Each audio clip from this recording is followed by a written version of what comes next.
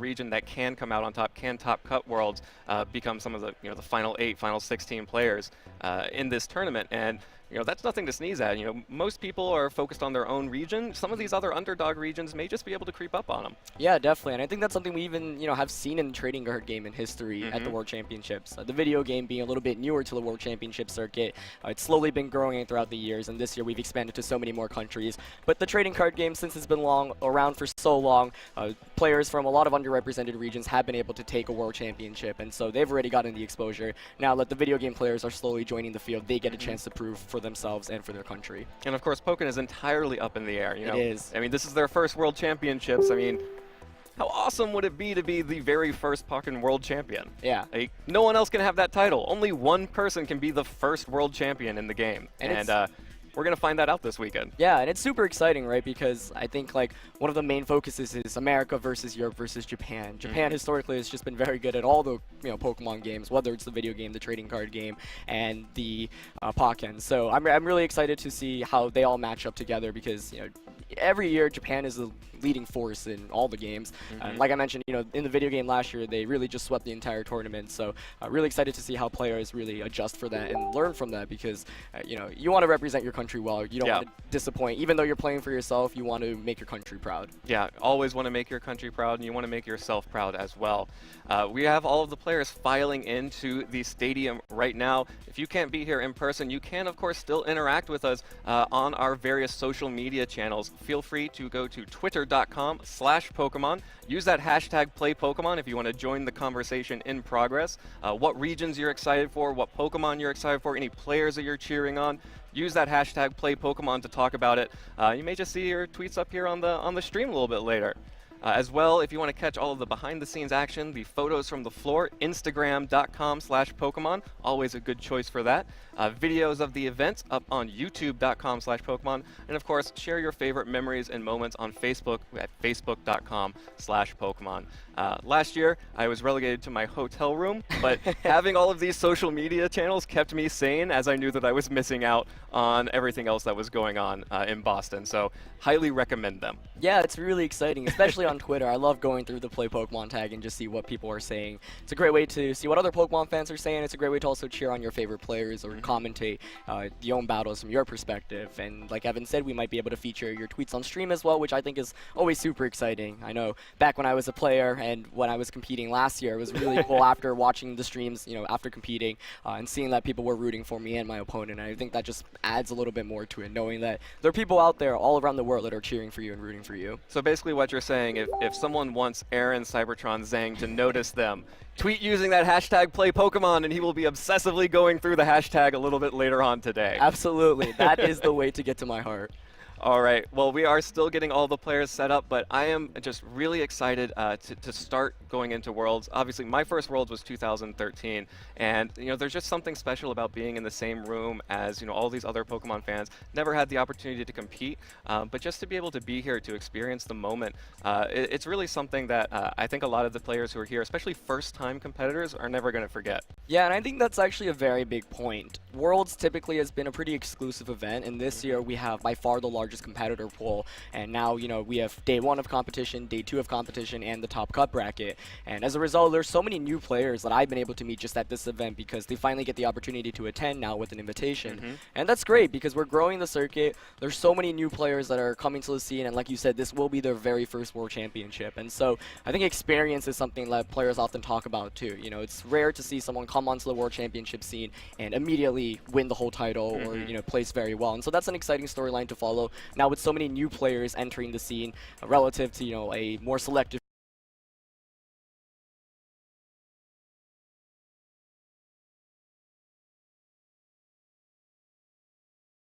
pool of pro players way back, we have such an open pool, and I think this weekend it's so open for anyone to take home the title. Yeah, and if you're gonna have one good tournament, why not make it be the World Championships, right? Right. Like, if you got to choose one, I think that's the one I would choose. Absolutely. I think Worlds is really where players kind of define their legacy. If you have that one Worlds top cut, players remember you basically for the remainder of Pokemon time. You kind of etched your name into Pokemon Legacy, and obviously if you're the world champion, then you are forever remembered as one of the best. And we've actually got a couple of former world champions competing in the video game and the card game. Yep, definitely. And of course, even if you bottom out in the semifinals, you too can still see your Pokemon career ended gracefully behind the caster desk, maybe. Absolutely. Never got to win one of those, but a bunch of lucky people, a bunch of people who've worked really hard will be able to pull it off, and it's going to be a really great show. Yeah, very excited. Let's take a look at the schedule for the tournament so we get a sense of what we'll be looking at here on the main stream. Of course, a little bit later, we'll be starting off with video game Swiss rounds, followed by trading card game Swiss rounds, and then finishing up with even more video game Swiss. So we'll be playing a lot of Swiss rounds of the tournament in both the video game and the trading card game, which basically means that everyone plays every round. So even if you drop a couple of games, it's not an elimination bracket until the end of Swiss, and when we cut off the people with the best records, will be able to advance to the next stage.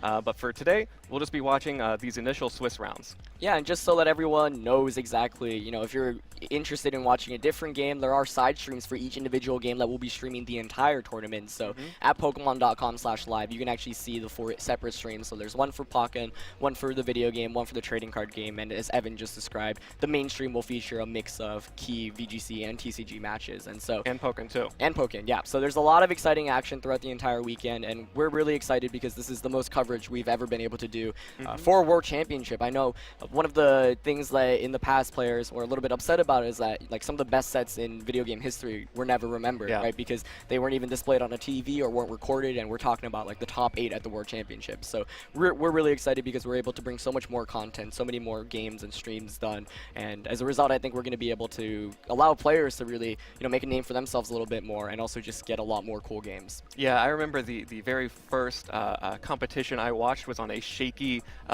phone camera recording system. Yep. And we've come a little bit of a ways since then. Yeah, it's pretty surreal. I mean, that was 2010 at the Hawaii World Championships when I remember Ray Rizzo actually won his first video game title, and I was the biggest Ray Rizzo fanboy back as a young junior back then. And then, it's kind of surreal. Now, 6 years later, Ray's won 2 more World Championships, and he's actually going to be joining us on the casting booth. And I think we've got an incredibly talented list of casters for the video game, the trading card game, and Pokken. It's some of the best guys in the industry to work with, and I'm super excited to see how everyone really does. And me. And you, yeah. And yeah, I'm really excited to start getting into these matches and the opening ceremony very shortly. But just, Aaron, I want you to describe the feeling when you walk into the stadium on the very first day. You're about to compete. Obviously there are butterflies, but you start sort of getting excited. You start seeing there's a giant inflatable Pikachu out there. There are banners of mostly the original 150 Pokemon hanging up right now, and just seeing the way everything's set up. How does that impact your emotions? How does it impact the way you're feeling going into competition, which is going to start basically immediately after the ceremony? Right. I mean, it really ranges. I think that's where experience plays kind of a heavy role. A lot of players, when it's their first World Championship, they get really nervous. And, now that Worlds is so much bigger, too, there's Day 1, Day 2, and the Top Cut bracket. So, some of the players don't even have to play today because they've already done well enough in their respective regions to move on to the second day. But there's still a very large pool who are fighting to just make it to that main day, second day of competition. So there's a lot of stress, but I think the opening ceremony kind of takes a lot away from that stress because you're there out in a huge crowd. There's always really cool stuff that happens during the opening ceremony. We get some nice VIPs from Pokemon that make an appearance, and I think one of my favorite things is actually when they display all the countries and the flags that are represented, and you hear each country cheer when it's their time, and that just puts it in perspective. This isn't a national championship or a regional championship. This is the World Championships where everyone's come out to play, and for me that's one of the most exciting things because you get to just see so many different people out there in the crowd, and it's just exciting. I think it's exhilarating, and it's still stressful, but I know back when I was playing in previous years, even last year, it takes a little bit away from that stress seeing that there's so many people just excited to play the game. And we should talk about that some players did get buys into the second round of Swiss. Yep. So obviously we'll be watching all of Day 1 Swiss because it is the first day of the World Championships. Tomorrow we'll have Day 2, and if you performed very well during your regional or your local circuits, you may have gotten enough championship points to advance to the second day without having to play through the gauntlet of Day 1 Swiss, which, there are a lot of really talented players who are here at Day 1 who could have gotten those day 2 invites if one thing hadn't gone the wrong way. So you're basically playing through the top cut of like a nationals bracket in the Swiss rounds now. So anything you can do to avoid that is going to be a good thing. Yeah, it's super stressful. There are actually a couple of national champions who, because they didn't play very much throughout the regular circuit and did very well in nationals, didn't actually have enough points to make it to day 2, and so they're going to have to fight in that pool of large players. And I think America specifically, U.S. Nationals was one of the most surprising tournaments, specifically for the video game, where so many top players and favorites dropped out of the first day of competition and didn't even advance to day 2 at U.S. Nationals, and as a result, they weren't able to qualify for day 2 of Worlds. And so we've got some of the most stored American competitors out in the field fighting for a chance to represent themselves again.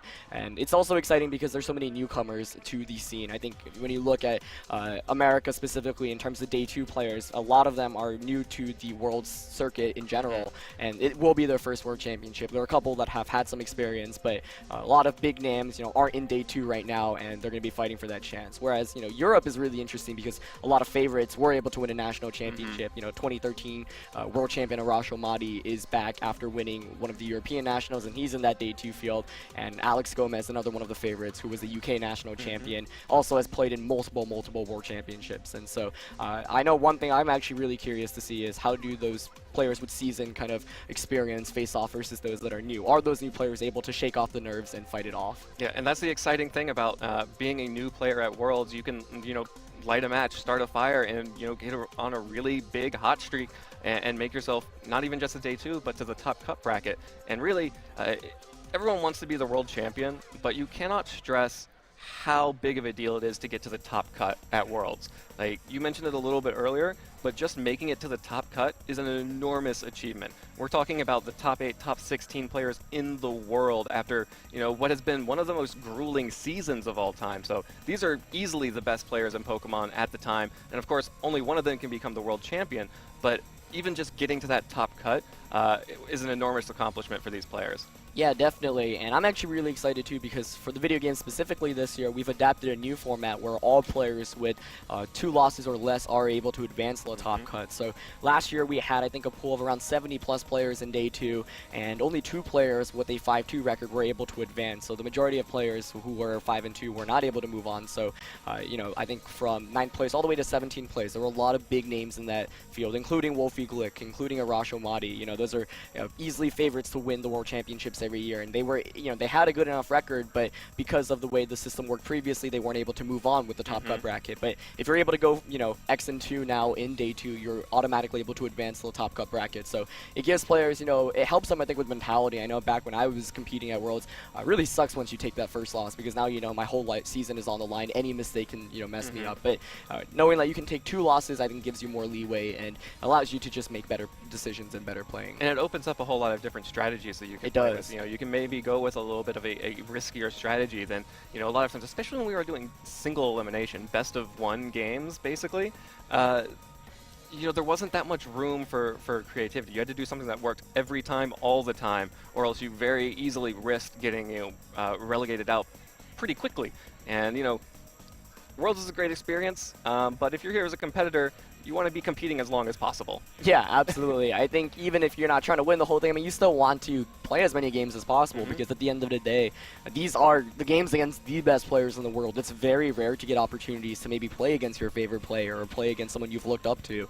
And I think that's one of the more exciting things, too, about this event. There are those players who, have looked up to a lot of the seasoned veterans for so long and have made it to the World Championship, so they get the opportunity to maybe play their favorite player that they've looked up to for so long. And for them, that's a great opportunity. I think even if you win or lose, you get the opportunity to learn from those games, to interact with those players. And once again, I think experience is just such a great thing for this event. But I think it's also exciting, both the 2015 World Champion in the video game, Shoma, and 2013 World Champion, Arash, those were actually players who both won their World Championship in the very first year they were at Worlds, even though they were seasoned competitors before. So, we talk about experience, but at the same time, I think it's very likely we could see someone who this is their first World Championship win the event in all 3 games.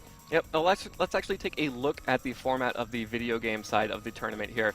We've talked about it a little bit, but of course we do have a three-phase tournament. The first phase is going to be the Swiss rounds that we've been talking about, and we'll be watching a lot of that here on the main stream, and of course also on the VGC side stream at Pokemon.com/live. So Friday here we will have Swiss. Everyone plays every round, and if you have only 2 or fewer losses, you get to move on to the second phase. And as we were just talking about, that really opens up the field for some of these players, qualifying into that second phase of Swiss. So Saturday Swiss, second phase will be tomorrow. This does include all of the players who have gotten their day 2 buys. So players, like the national champions across the country, some of the very best players in the world have already qualified for that second phase. And if you thought day 1 Swiss was hard, day 2 is going to be like that times 5. It's going to be a smaller field, but a denser field. Some of the most talented Pokemon players of all time. Right. And again, players with 2 or fewer losses will advance to the top cut single elimination bracket. Best of 3 matches, so you can drop individual games, but as soon as you lose a match, you are out of the tournament until we crown our champion. Yeah, and I believe we have a pretty similar format for the trading card game as well. And I think Pokken is actually the last chance qualifier starts today. So for Pokken, players who actually haven't qualified for the World Championships yet can have a chance to make it into that pool of players. And so that's something that we'll be following along. Should be really exciting as well. But yeah, I mean, this is the first World Championship with 3 games feature. We're going to have World Champions in multiple different games and multiple different divisions as well. I think the age divisions thing is a really cool thing that Pokemon does, because it's rare to see other games where a 10-year-old can become World Champion or a 14-year-old can become World Champion. Yeah. And the age divisions are very interesting too, because you started, when we first played together, you were actually still in the old seniors division. Right. At what, like 12? 12, yeah. 12 years old, you were still able to play with old people like me and do better than me. And then we switched to a 3-tiered system, so juniors, seniors, and now the Masters division. So we'll be watching a lot of Masters games here, but also the juniors and seniors will be competing in their own tournament. And just being able to sort of graduate from one level to another, I think has done wonders for some of the skill level of these players. You're not having to go up against people like you or Ray Rizzo if you're a senior or a junior immediately. You can get that experience sort of in your own pool, and then once you're ready, you graduate into the Masters or the Seniors division, and you're able to immediately start playing with some of the best players. Yeah, and I think we see that a lot in both the video game and the trading card game, and that's one of the more exciting things to follow as well. A lot of the best players in the video game historically actually graduated from the Seniors division. For example, Sejong Park, who won the 2014 World Championships, was actually a senior. He actually finished second in 2011 as a senior, as in his first World Championship, and he immediately was able to play and adapt to a level that was so high because he had that seniors experience. Gavin Michaels, the 2013 U.S. national champion in Masters, also very, very good player, was a very storied player back in the seniors division as well. And so that's also something that I think we talk about experience and that relates to it. I think that experience definitely helps a lot. And for me, it's exciting because my first World Championship was actually back in 2008, and I was a junior back then. So it's pretty surreal to see how far the World Championships have come and how many new players have been introduced to this kind of competitive scene. Yeah, and I love that you mentioned Seijin, because everyone loves Seijin. Seijin burst onto the scene with his Pachirisu in 2014, becoming the world champion. Unfortunately, we won't be seeing Seijin over here on the video game side of the tournament anymore. Nope. But he will be competing in the World Championships as a trading card game player. So we may have our very first opportunity to have a double world champion, VG or TCG, this year. Yeah, and that's super exciting. Seijin actually qualified for day 2 of the trading card game championships, I believe, so he doesn't even have to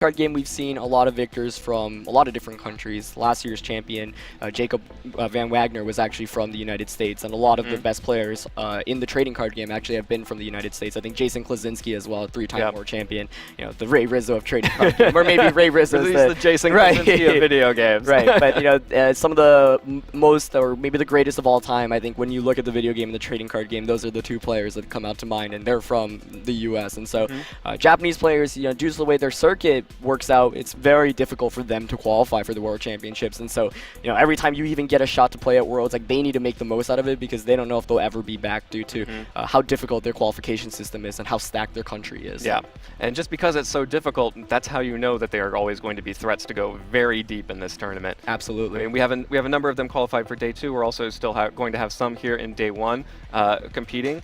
So Japan's definitely going to be a region to watch. Is there any other region that you really want to keep an eye on this weekend? Yeah, I mean, I think for the video game specifically, I'm really interested in Latin America, because I think they have some like incredibly strong players, having played on them online, and you know, they have a really big scene there, and it's actually amazing because it's grown so quickly. Yeah. And the support that they all have for each other is amazing, and so I really want to watch their games, because you know, they don't get too much coverage in their region specifically, and I think like they have a ton of players that could easily be in the top cut of this event or become world champion, but because, you know, we don't get to see them play as often, we don't know too much about them. But I think Asia Pacific as well, we actually have players, I think, from Singapore, Hong Kong, Taiwan as well, and those are all regions that I'm super curious about, because, you know, we've only seen maybe 1 or 2 players historically from all those regions, and now there's so many more players from all those different countries. I think Australia is always a big one. In 2014, there was an Australian player who made the top 8, and that's when people realized, like, I think before that, we should start taking them seriously. Yeah, exactly. Yeah. I think a lot of players, you know, count out the other regions because they don't follow it as much, and it's hard to follow them. But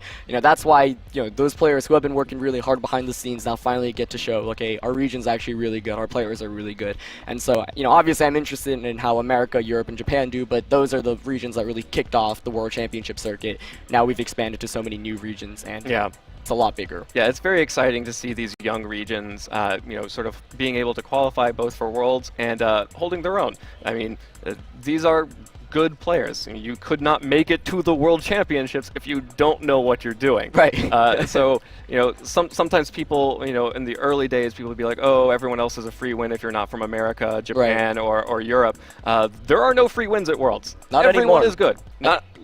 Everyone here qualified for Worlds. They put in the work. They put in the effort. If you think there are any free wins, you're probably the free win.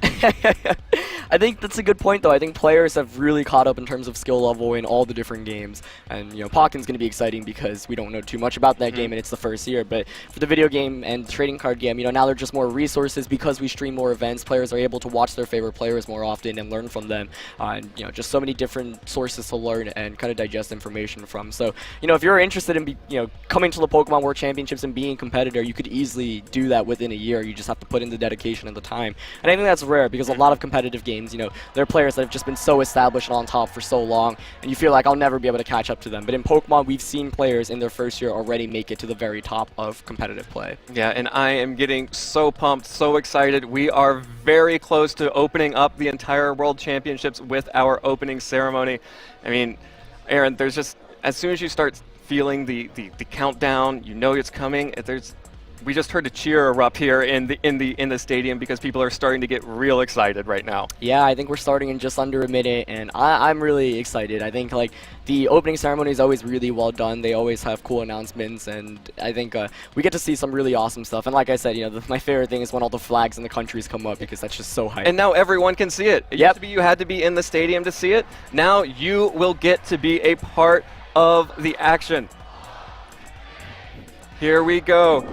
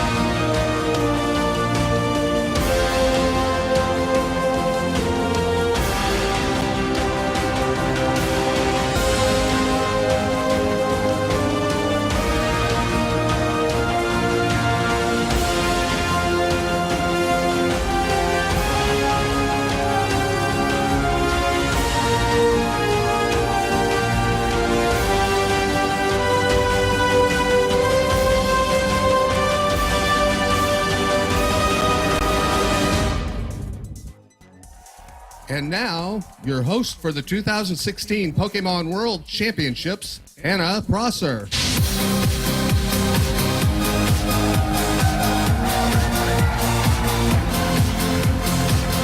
Good morning, and welcome to the 2016 Pokemon World Championships! I'm Anna Prosser Robinson, and I am so excited to be here with you in my home, the beautiful city of San Francisco. A special hello as well to all of you watching from home around the globe. We are all in for an incredible weekend. 2016 has been an incredible year for Pokemon, and not just because we're celebrating the 20th anniversary. Pokken Tournament was introduced, and we're all counting down the days to Pokemon Sun and Pokemon Moon. Pokemon TCG strategy continues to change in exciting ways with each new expansion, and I'm sure all of you, along with myself, are enjoying Pokemon Go along with millions of fans worldwide. While it has been a very special year celebrating Pokemon, this weekend we're here to celebrate all of you. All of you are here battling on behalf of one of the more than 30 countries who are represented here at the 2016 Pokemon World Championships. It's a huge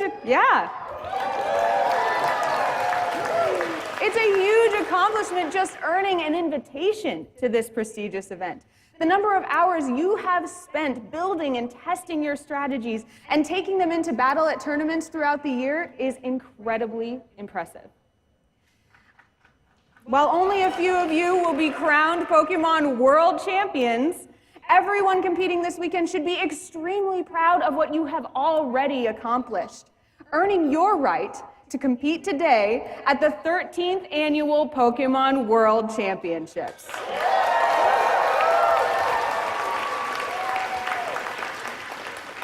As you know, it would not be a Pokemon World Championships without a few surprises. Please welcome to the stage the president and CEO of the Pokemon Company, Mr. Tsunekazu Ishihara.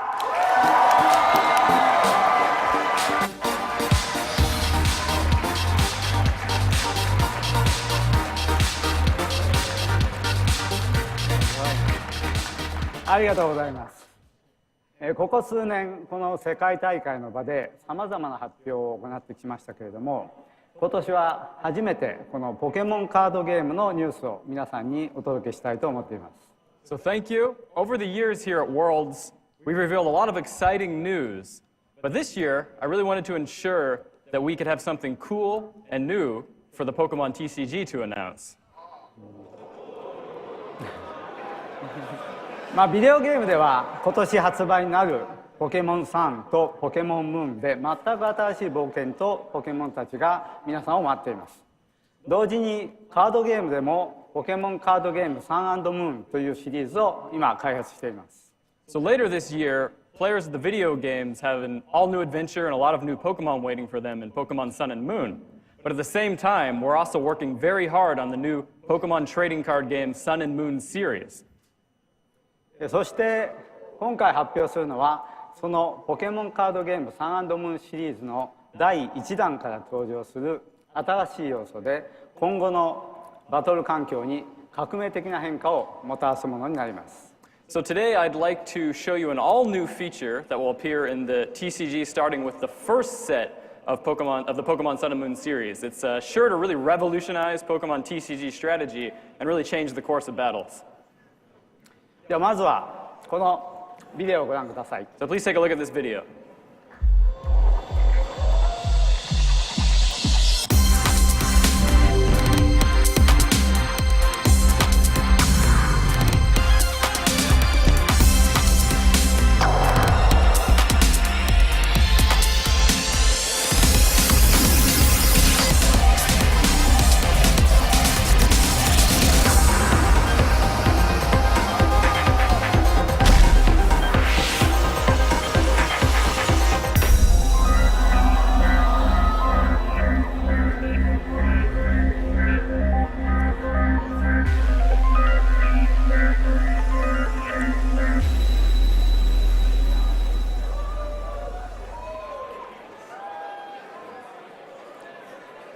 ポケモン GX です。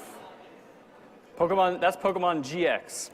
ポケモン GX は、それだけでも非常に強いポケモンなんですけれども、 GX 技という強力な技を持っています。So Pokemon GX they're already very strong in their own right, but they also have these really powerful GX attacks. 不利な状況を一瞬で覆せるような超ダメージの技から序盤に使うことで一気に有利な状況に持っていける技までさまざまな種類が存在していますけれども、1回の対戦でそれぞれのプレイヤーが GX 技を一度しか使いません。So from really super damaging attacks that can kind of change or reverse the flow of the battle in an instant to attacks that give you a huge advantage in the early game, there are a variety of these GX attacks, but the catch is that each player can use only one GX attack per game.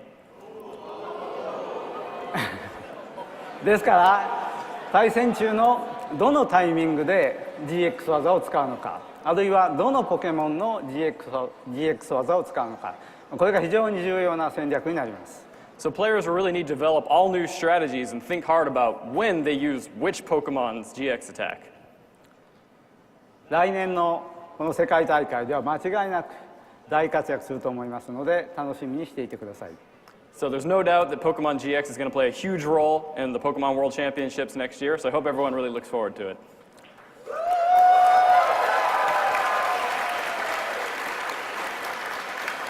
それでは皆さん、これからの今週末のバトルを頑張ってください。そして楽しんでください。So I wish everyone good luck this weekend, and I hope you all have a great time. Thank you. Now, please welcome to the stage video game director from Game Freak, Mr. Junichi Masuda.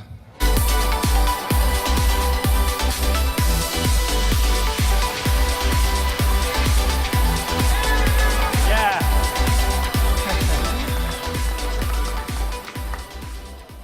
ポケモーニング1年の中でも、このポケモンワールドチャンピオンシップス、いつも非常に楽しみにしているイベントの一つです。So Pokemon World Championships is really one of my favorite events of the year. I'm really happy to be here with all of you. 早く皆さんに熱い対戦を、見ていきたいと思うんですけども、その前に一つお見せしたいものがあります。So I'm really excited to see all of the awesome battles that we're sure to see in this tournament. But before that, I do have one thing I want to show you. どうぞご覧ください。 Please take a look.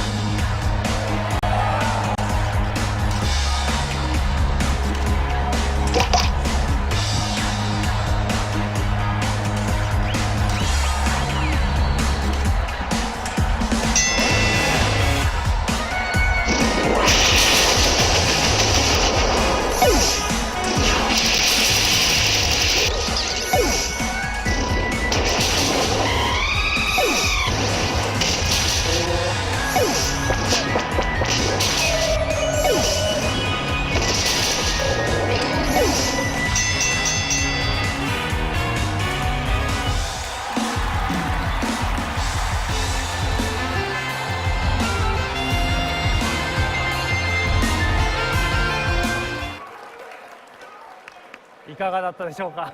How do you like it? アローラ地方に新しく登場する、マケンカニです。ご存知の方もいらっしゃるかもしれませんが、私カニ大好きです。 So that was Crabrawler, a Pokemon that you'll find in the Alola region. And some of you may know this, but I really love crab. ここサンフランシスコでもカニが有名で、フィッシャーマンズワーフで、記念撮影もしてます。サンフランシスコだからこそ、ここでこのポケモンを紹介したいと思いました。 And of course, San Francisco being famous for crab. And here on the screen, I think you can see me posing with a crab statue on Fisherman's Wharf. So I knew that I really wanted to introduce this Pokemon here in San Francisco. マケンカニは負けず嫌いな性格で、いつもてっぺんを取りたがるポケモンです。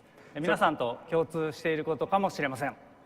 So Crabrawler, it's a very competitive Pokemon that really just hates to lose. It's always aiming for the top, so I think it's a lot like all of you here in that respect. 格闘タイプのポケモンで、硬いハサミを使って戦います。そのパンチ力は木の幹すら貫くと言われています。It's a fighting type Pokemon that uses its tough claws to battle, and it's said that its mighty punches are powerful enough to even split tree trunks.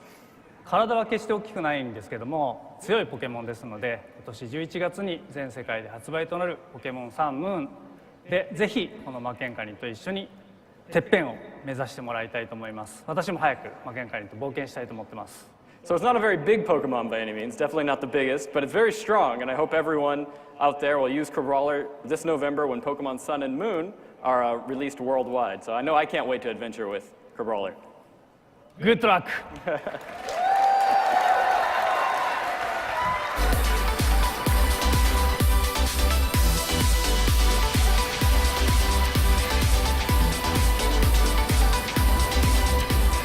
Thank you very much, Mr. Ishihara and Mr. Masuda. That was great. Pokemon TCG and video game players have a lot to look forward to, huh? Now we are moments away from the start of the Pokemon World Championships. Trainers, are you ready to begin the battle for the title of World Champion? For those watching at home, we have a jam-packed schedule of competition and some other surprises all weekend long. We'll be bringing it to you live on Pokemon.com and Twitch TV. Now, I think we're ready to begin. Good luck, everybody!